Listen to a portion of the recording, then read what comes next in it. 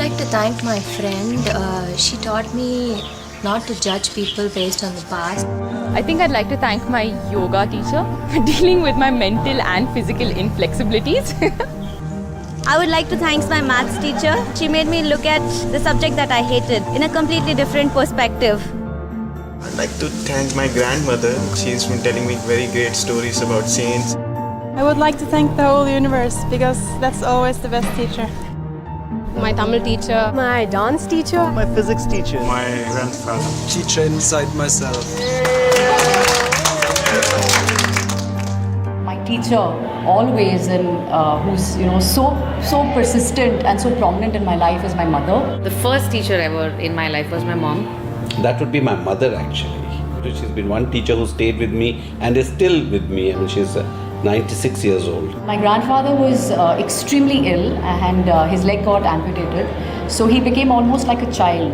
And my mother has taken care of him like a baby. He was her father-in-law.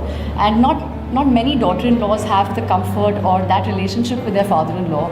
But she did everything for him. And when I mean everything, right from feeding him to everything that you can think of. And during his last few days, he called my mom and he folded his hands and he said that, you're my mother. You've taken care of me and you're my mother, and thank you for that. My guru, Pandit Shankar Ghosh, has been an incredible inspiration for me. He would tell little stories in Tabla language. Little boy who goes every day to school. The caveman says, go home, it's a holiday. And he's so excited, he dances his way back home. So he goes,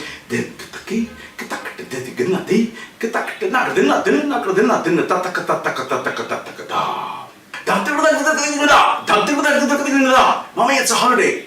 And then he runs out to play and mommy makes him study and he runs out again.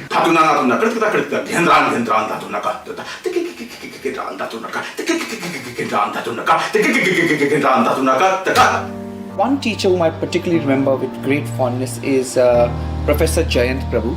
What I loved about him is that he taught the subject with such passion and with such discipline that even if you didn't know anything about chemistry, you would fall in love with it.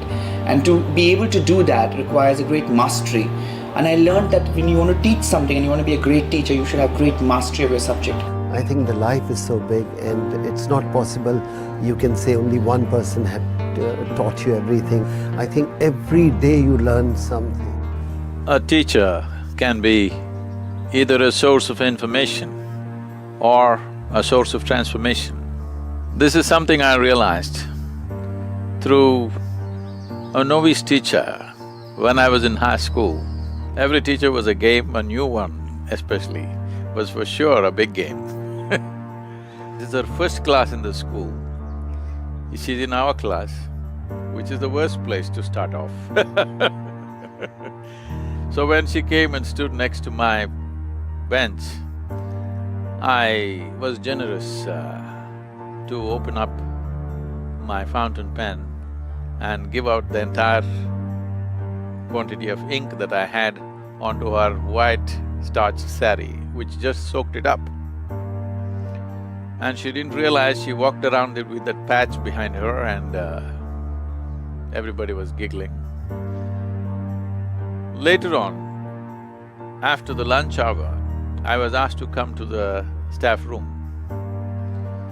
Staff room was not a rare place for me to go.